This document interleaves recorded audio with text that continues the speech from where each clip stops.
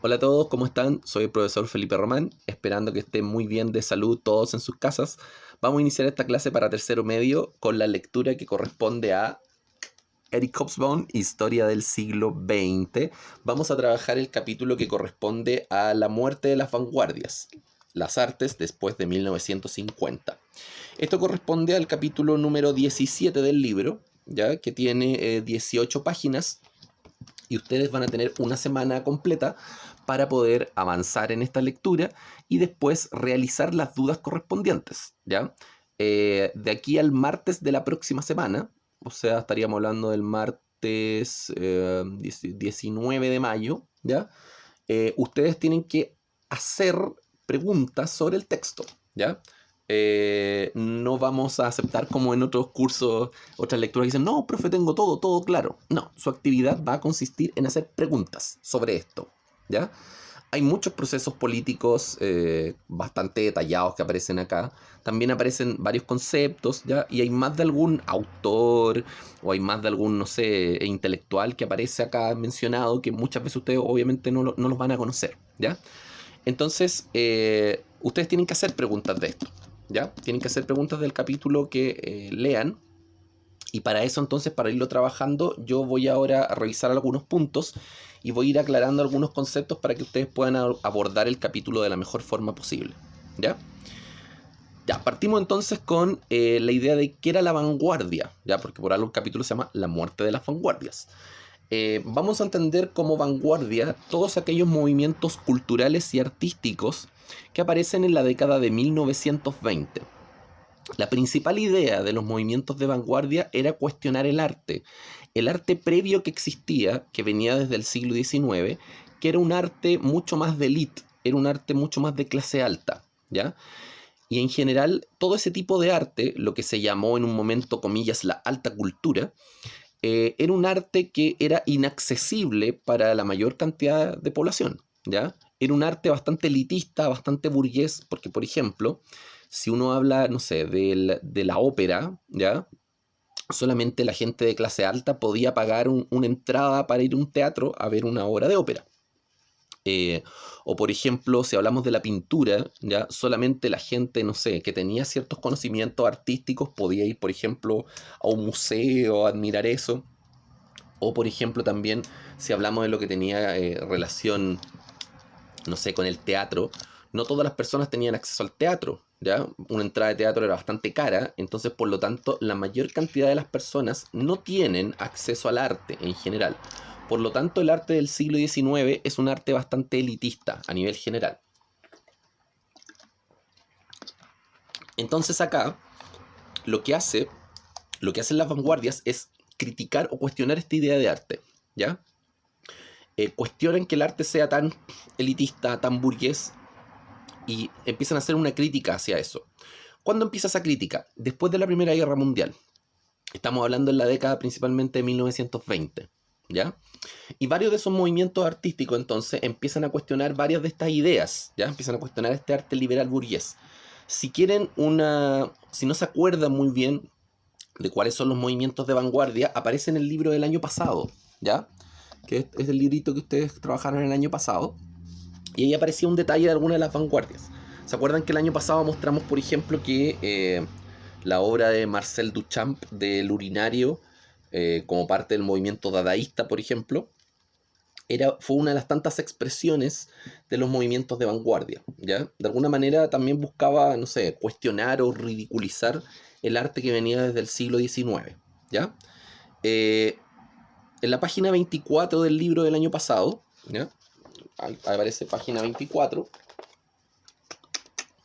aparecen entonces los movimientos de vanguardia, ¿ya? Ahí aparece, por ejemplo, el dadaísmo, surrealismo, expresionismo, cubismo, etc. Y aquí sale una pintura de Dalí, ¿ya? Como obra surrealista que se llama La persistencia de la memoria, ¿ya? Que salen ahí unos relojes derritiéndose. Y esa obra bastante icónica, también, por ejemplo, está El grito de Munch, ¿ya? Que es parte del expresionismo, ¿ya? Esa clásica imagen, ustedes la han visto de la pintura que sale así, el grito de Munch. Eh, entonces, esos esas representaciones pictóricas, por ejemplo, de alguna manera tratan de cuestionar este arte más culto y refinado que venía desde el siglo XIX. A partir de todo esto, se buscan expresar algunas instancias que antes no eran consideradas en el arte previo o burgués, ¿ya? Por ejemplo, no sé, acá en el surrealismo dice que está muy influido por el psicoanálisis y se busca la representación del mundo de los sueños y de las dimensiones irracionales e instintivas del ser humano. El expresionismo, por ejemplo, le da mayor relevancia al sentimiento y a la emoción, ¿ya? Lo de Edvard Munch, y cosas o ideas, sentimientos que antes no estaban en el arte burgués del siglo XIX, ¿ya?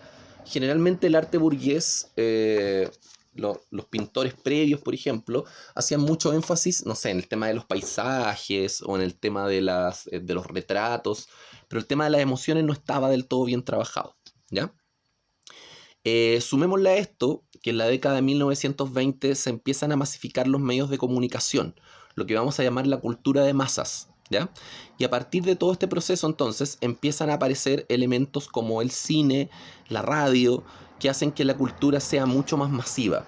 Entonces, con la vanguardia y la cultura de masas se empieza a generar una cierta instancia que permite de alguna manera criticar o cuestionar el arte que venía desde el siglo XIX, ¿ya?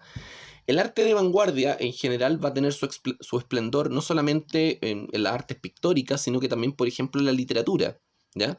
En la literatura también aparecen distintos escritores con, no sé, algunos tipos de escrito un poco más novedoso, incorporando, no sé, algunos elementos de terror, incorporando también algunos elementos de crítica social, incorporando elementos novedosos dentro de la literatura. En el caso de Chile, algunos escritores de vanguardia, por ejemplo, van a ser Manuel Rojas, ¿ya?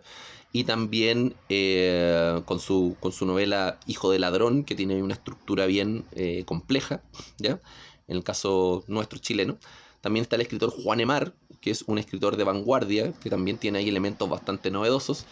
Y en el caso de Argentina, por ejemplo, van a aparecer movimientos, organizaciones como el Grupo Cultural Sur, con escritores, por ejemplo, como Silvino Campo y otras escritoras como, no sé, por ejemplo, Nora Lange, que a partir de las cuales, por ejemplo, se va a empezar a desarrollar un movimiento de vanguardia y crítico con respecto al arte que venía del siglo XIX, ¿ya?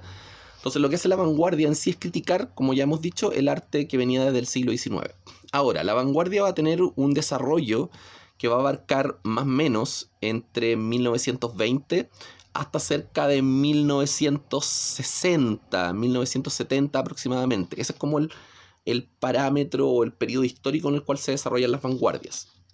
Y las vanguardias se entienden como parte de una visión intelectual que es la modernidad. La modernidad como constructo lo que intenta hacer es establecer ciertas bases intelectuales de una crítica, ¿ya? De una crítica basada en el conocimiento. Y la modernidad en este sentido trabaja muchos elementos de progreso, un progreso material siempre mirando hacia el futuro, ¿ya? Entonces, en el caso de América Latina, por ejemplo, a diferencia del mundo europeo, en el mundo europeo se trabajó mucho la filosofía, por ejemplo, ¿ya? Y la filosofía de alguna manera era un elemento de crítica social ahí importante. En el caso de Latinoamérica, la crítica social más importante no vino de la filosofía, vino de la literatura, ¿ya? Entonces, escritores como, por ejemplo, Octavio Paz, el mexicano, escritores como, no sé, en la década de los 60, por ejemplo, no sé, Julio Cortázar, para el caso de Argentina, o Gabriel García Márquez en el caso de Colombia, ¿ya? O Pablo Neruda en el caso de Chile, eran considerados escritores de vanguardia, y desde esta visión venía la crítica social más fuerte, ¿ya? Cuando hablamos de crítica social, era una crítica social respecto a lo que se consideraba como establecido, ¿ya? Establecido dentro de las sociedades. Entonces, por ejemplo, a ver, pongamos un ejemplo concreto. En el caso de Chile, en 1948 se prohíbe el Partido Comunista. Al Partido Comunista se le declara ilegal. Y Pablo Neruda, que en ese entonces era miembro del Parlamento, tuvo que salir huyendo de Chile. Entonces, por ejemplo, Pablo Neruda, en su libro Canto General, hace toda una crítica a la persecución política que sufre el Partido Comunista Chileno a finales de la década de los 40, ¿ya? El mismo Octavio Paz, en México, hace toda una crítica respecto a los procesos de modernidad y modernización que se han desarrollado en México. También, por ejemplo, Gabriel García Márquez, en su libro 100 años de soledad, hace una crítica a todo lo que tiene que ver con la élite latinoamericana, ¿ya? Y al desarrollo, por ejemplo, bueno, si en algún momento les toca leer 100 años de soledad, van a ver que los protagonistas se emparentan entre familiares, parientes, algo muy parecido a lo que ocurre en las élites de distintos países, ¿ya? Y hay varias referencias ahí a lo que pasa en Latinoamérica en los 60, en los 70, instancias como, por ejemplo, no sé, golpes de Estado, violencia política. Eso está muy trabajado, por ejemplo, con Gabriel García Márquez y 100 años de soledad, también, por ejemplo, con La Casa de los Espíritus de Isabel Allende, entonces que son considerados como escritores de vanguardia, ¿ya? Entonces, todo este periodo histórico, desde la década de 1920 hasta más o menos 1970, se desarrolla todo lo que tiene que ver con el arte de vanguardia. ¿Qué era lo que quería entonces el arte de vanguardia? Quería generar cambios políticos, cambios sociales, cambios culturales. Y esos cambios entonces, como decíamos, en el caso de Latinoamérica, va a estar muy asociado al tema de la literatura, por ejemplo. En el caso europeo y en el caso norteamericano, ¿ya? Lo que podríamos llamar en este caso el primer mundo occidental capitalista, mucho de este arte va a empezar, por ejemplo, a volverse un poco más popular, ¿ya? No va a ser un arte ya tan elitista, porque muchos de los artistas de la época empiezan a emparentarse con la idea del consumo, ¿ya? Con la idea de la cultura de masas. Entonces, uno de los artistas más famosos de la época, ¿ya? Está relacionado, por ejemplo, con el tema de lo que se podría llamar el pop art, ¿ya? Entonces, todo este pop art que se empieza a desarrollar en Estados Unidos, por ejemplo, en algunos lados de Europa, va a estar asociado con la cultura de masas. Aquí tengo, por ejemplo, la página 508. Ya tengo marcado ahí la página 508 al principio. Dice: las imágenes que se convirtieron en los íconos de estas sociedades fueron las de los entretenimientos de masas y del consumo masivo. Estrellas de la pantalla y latas de conserva. ¿Por qué latas de conserva? Porque, por ejemplo, Andy Warhol, uno de los creadores de lo que se llamó el pop art, hizo una serie de pinturas con latas de sopa, ¿ya? La lata de sopa Campbell, y eso lo puso en distintas tonalidades y colores, y eso era una obra artística. Entonces era un arte, el pop art en este caso, era un arte que buscaba de alguna manera hacer la cultura mucho más masiva, ¿ya? Entonces, en distintos lugares del mundo, la cultura pasa de ser elitista a ser ahora una cultura de masas, ¿ya? Y esta cultura de masas tomaba muchas referencias de la publicidad y de la vida cotidiana. Entonces dice acá: no es de extrañar que en los años 50, en el corazón de la democracia consumista, Estados Unidos, la principal escuela pictórica claudicase ante creadores de imágenes mucho más poderosas que los del arte anticuado. El pop art, con Warhol, Lichtenstein, Rauschenberg, Oldenburg, dedicó su tiempo a reproducir con la mayor objetividad y precisión posibles las trampas visuales del comercialismo estadounidense: latas de sopa, banderas, botellas de Coca-Cola y Marilyn Monroe, entre otras, ¿ya? Entonces, lo que busca aquí el pop art, a partir de estos elementos más cotidianos, es también hacer una crítica, de alguna manera, a todo lo que tiene relación con el consumo a nivel general. Entonces, el arte cada vez se va haciendo mucho más, podríamos decirlo, más cercano hacia las cosas cotidianas, ¿ya? Y a partir de eso buscaban establecer una cierta crítica social. Ahora también en el texto se habla, por ejemplo, que en distintas partes del mundo, incluso en el lado soviético, recuerden que estamos acá desde los 50 en adelante, estamos en el proceso de Guerra Fría, muchos autores en el lado soviético, recuerden que en el lado soviético, en Europa Oriental, las restricciones a nivel cultural eran mucho más fuertes, ¿ya? Incluso en esos casos, dice ahí, se empieza a desarrollar una instancia en la cual muchos de estos artistas, por ejemplo, en países como Checoslovaquia, Hungría, Yugoslavia, Polonia, van a empezar a desarrollar también una cierta denuncia social, ¿ya? Aquí en la página 500 del libro, tengo marcada otra parte, que dice: por otra parte, la creatividad floreció bajo los regímenes comunistas de la Europa Oriental, al menos cuando la ortodoxia se relajó un poco, como sucedió durante la desestalinización, que es cuando murió Stalin en 1953. La industria cinematográfica en Polonia, Checoslovaquia y Hungría, hasta entonces no muy conocida ni siquiera localmente, surgió con fuerza desde fines de los 50, lo que conllevó el colapso de los mecanismos de producción cultural. Repito. Dice...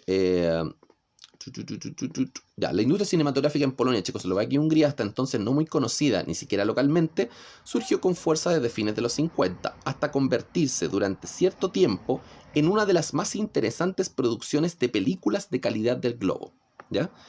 Entonces, incluso en Europa Oriental, Checoslovaquia, Hungría, Yugoslavia, Polonia, se estuvo desarrollando de manera muy fuerte el cine, ¿ya?, como un elemento de crítica social, crítica en este caso contra algunos elementos del comunismo, ¿ya? Incluso surgieron varios autores en términos de literatura que se empezaron a hacer bastante famosos y conocidos. Por ejemplo, aquí tengo uno de ellos, es Milan Kundera, con su libro La insoportable levedad del ser. Esta es una novela que transcurre en el año 1968, ¿ya?, en un proceso que lo vimos el año pasado llamado la Primavera de Praga. En la Primavera de Praga, el pueblo checoslovaco estaba intentando desarrollar una especie de revolución cultural que obviamente no le gustó para nada a la Unión Soviética, porque Checoslovaquia era parte del llamado Pacto de Varsovia. Entonces la Unión Soviética manda a reprimir estas manifestaciones culturales que se estaban desarrollando: cine, arte, literatura, etc., ¿ya? De hecho, aquí el protagonista del libro escribe una especie como de ensayo en un diario, escribe una especie de ensayo de alguna manera criticando al régimen soviético y le trae toda una serie de problemas, etcétera, etcétera. Entonces este libro está contextualizado en 1968, ¿ya?, y narra parte de la historia, bueno, una historia de amor también con elementos de filosofía, pero está ambientado en 1968, ¿ya? Milan Kundera, entonces, un escritor checoslovaco, ¿ya?, de la época. Bueno, recuerden que Checoslovaquia ya no existe, se disolvió a principios de los 90, ¿ya? Pero en ese entonces era Checoslovaquia, y entonces Milan Kundera es uno de los escritores importantes de ese contexto, ¿ya?, como parte de estos movimientos de vanguardia en el caso literario. Otro escritor importante es, por acá tengo el libro, un escritor polaco llamado Ryszard Kapuściński, ¿ya? En este libro, El Imperio, Kapuściński, una de las cosas que trabaja, él es un periodista, ¿ya? Y él escribe varios libros donde trabaja el tema de la cotidianidad de la vida de las personas dentro de la Unión Soviética. Entonces también este libro, El Imperio, es una crítica al régimen soviético del periodo de la Guerra Fría, ¿ya? Entonces aquí tenemos un escritor checo y un escritor polaco, ambos que hacen una crítica o una referencia respecto a lo que pasaba en la Unión Soviética o en Europa Oriental dentro del contexto de Guerra Fría, ¿ya? También se puede considerar como escritores de vanguardia. Dentro de la vanguardia también están las críticas que se hicieron al capitalismo. Por ejemplo, lo del movimiento hippie, lo del movimiento beatnik, ¿ya? También de alguna manera se pueden entender como movimientos de vanguardia.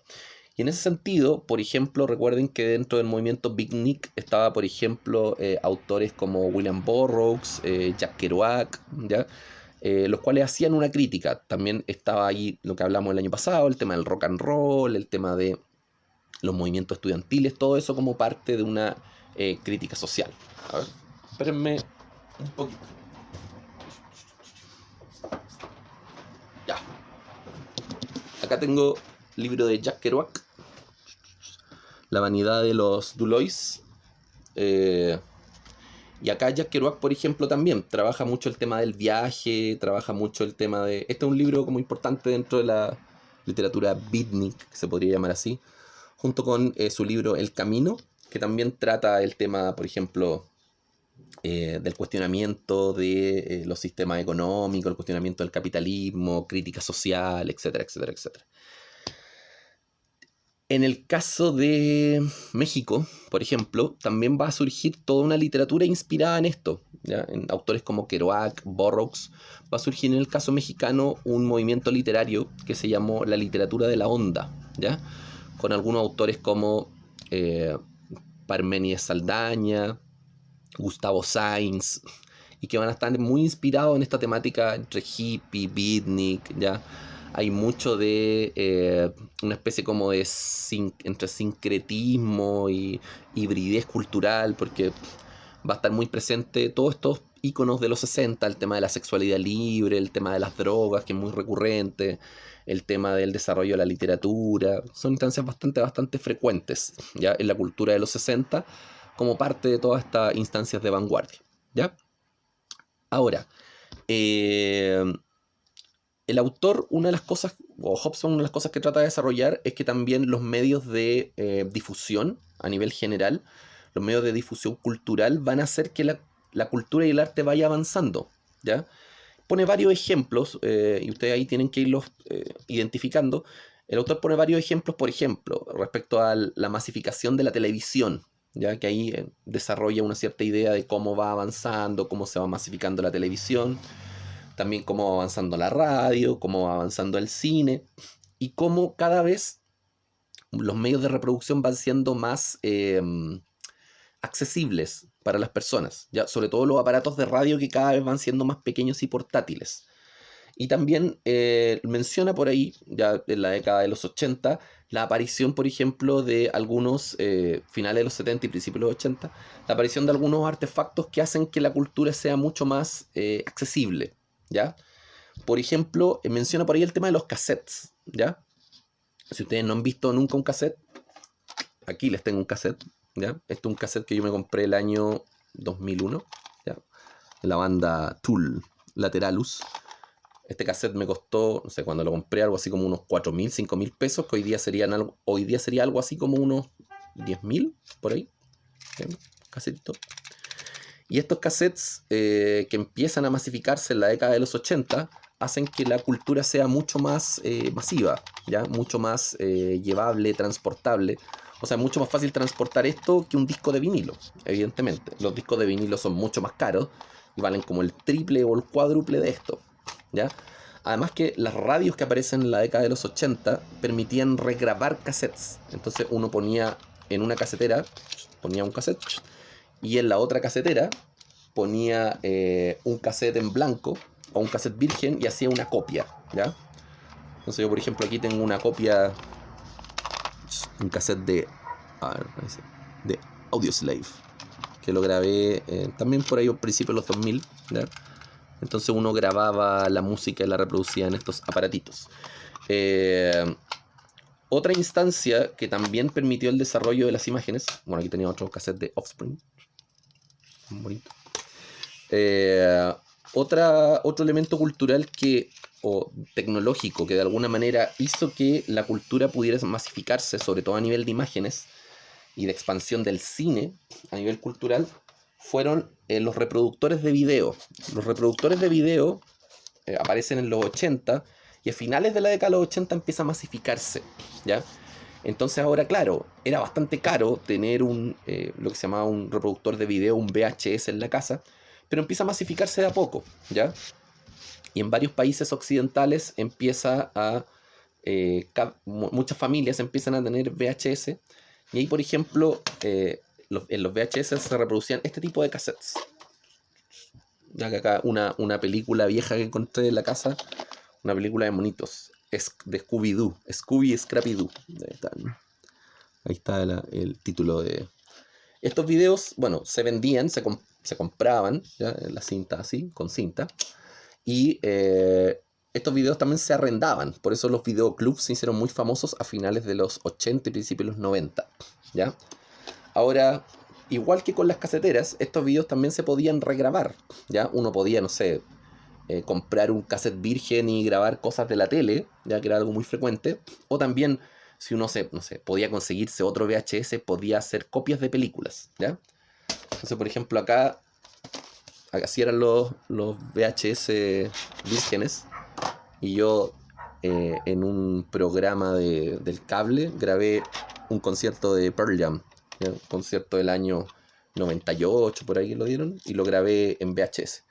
Todavía lo tengo acá, si tuviera un reproductor de VHS lo podría ver. Ahí está el videito, para que ustedes lo conozcan si nunca lo han visto. Estos son los reproductores de VHS, ¿ya? Ya, por lo tanto, estos elementos o estos avances a nivel tecnológico también permiten de alguna manera el avance de la cultura y el desarrollo de la cultura de masas. Ahora, vamos a lo central. ¿Por qué el capítulo se llama La muerte de las vanguardias? Porque en el fondo las vanguardias van de la mano con toda esta crítica, de alguna manera, a lo que venía del siglo XIX, con toda la crítica respecto al modelo liberal burgués. Entonces el arte empieza a ser un elemento de cuestionamiento social, el arte empieza a ser un elemento de crítica a nivel general, y esta crítica se va a masificar con todo el tema del consumo de masas. Se va a hacer mucho más accesible al ciudadano promedio, ¿ya? Y toda la gente ahora va a poder tener acceso a esto. Si antes el arte era, no sé, la ópera, la pintura, el teatro, ahora el arte va a pasar a ser un arte más masivo, más pop, ya como dice el pop art. Y lo que antes, por ejemplo, no sé, cuando la gente escuchaba música, no sé, en aparatos grandes, radios gigantes de vinilo, ahora van a ser artefactos mucho más accesibles para las personas, ¿ya? Ahora, ¿por qué entonces la muerte de la vanguardia si estos elementos son tan comunes, tan cotidianos? Porque de alguna manera la vanguardia va asociada al concepto de modernidad, ¿ya? La modernidad, una de las cosas que buscaba como idea o como proyecto político, una de las cosas que buscaba era una especie de proyección a futuro, proyectarse hacia el futuro, ¿ya? Buscar un futuro mejor, basándose en muchas instancias, como por ejemplo el tema de la ideología, de las ideologías, el tema de la educación, el tema de la cultura. Entonces, a nivel general, las vanguardias van perdiendo peso. ¿Y por qué van perdiendo peso? Porque en la década, por ejemplo, ya, en la década de los 60, los hippies, los beatniks, movimientos estudiantiles fueron bastante fuertes, ¿ya? Pero todo este ímpetu crítico en los 70 se empieza a apagar un poco. ¿Y por qué se empieza a apagar? Porque tanto en el lado capitalista norteamericano, Europa Occidental, y en el lado comunista, Europa Oriental, empieza a haber crisis económica, ¿ya? Y al haber crisis económica, ambos sistemas empiezan a decaer, ¿ya? Esto empieza a pasar más o menos en el año 1973, 1974, ya con una serie de conflictos en Medio Oriente, que no vamos a entrar en detalle. Y a partir de eso entonces se empieza a desarrollar, por un lado, el modelo neoliberal en Estados Unidos y en Europa Occidental, y en Latinoamérica también, y la Unión Soviética empieza a tratar de reformar su política económica socialista, pero a la larga eso va a colapsar, ¿ya? Entonces, en general, los movimientos de vanguardia van a tratar de ser como apagados o controlados de alguna manera por los intereses del sistema neoliberal. Porque claro, toda esta instancia de crítica social era muy poco funcional para los intereses del sistema. Entonces tratan como de aplastar o anular toda esta idea de la vanguardia.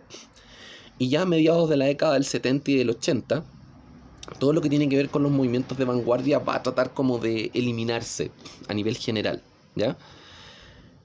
Y en esto hay un concepto importante que empieza a aparecer en los 70, en los 80, que es el concepto de la posmodernidad, ¿ya?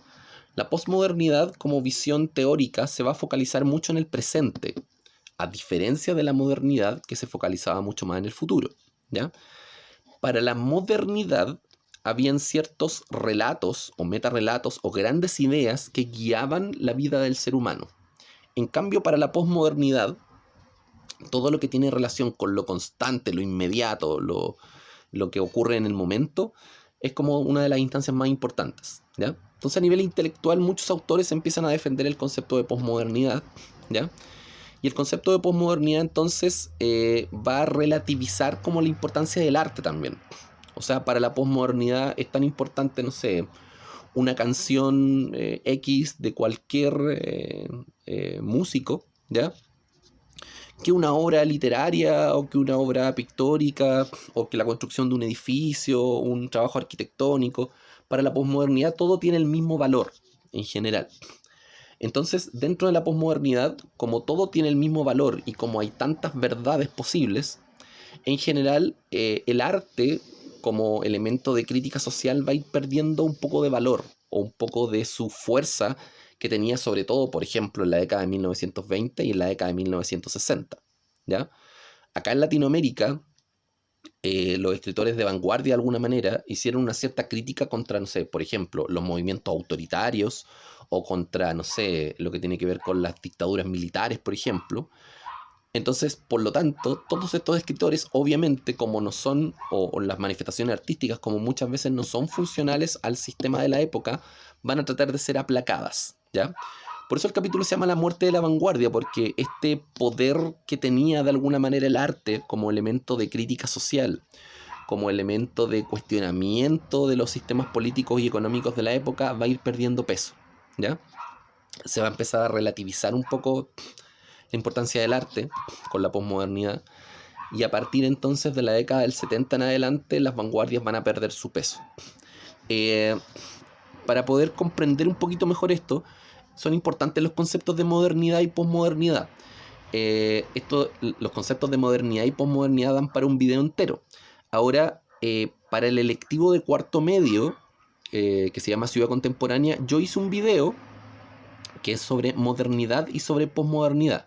Si alguien lo quiere ver y si alguien lo quiere revisar, voy a dejar el link acá abajo, ¿ya? Para que ustedes lo puedan ir chequeando y viendo qué les sirve de ese video, ¿ya? El video está en mi canal de YouTube, se llama algo así como Modernidad, Posmodernidad, Introducción a Bauman, ¿ya? Que, bueno, ustedes no tienen que ver nada de Bauman, obviamente. Pero vamos a dejar el link acá del video para que ustedes lo puedan ir trabajando y desarrollando. Y bueno, el video se llama Modernidad y su conceptualización, ¿ya? Está en el canal de YouTube, yo voy a dejar el link acá abajo para que ustedes lo puedan revisar. El video dura 20 minutos, ¿ya? Si alguien quiere profundizar y comprender mejor esto de la modernidad y posmodernidad, puede visualizar ese video, ¿ya? Y como les decía, entonces la actividad va a ser que ustedes hagan preguntas respecto de este capítulo, ¿ya?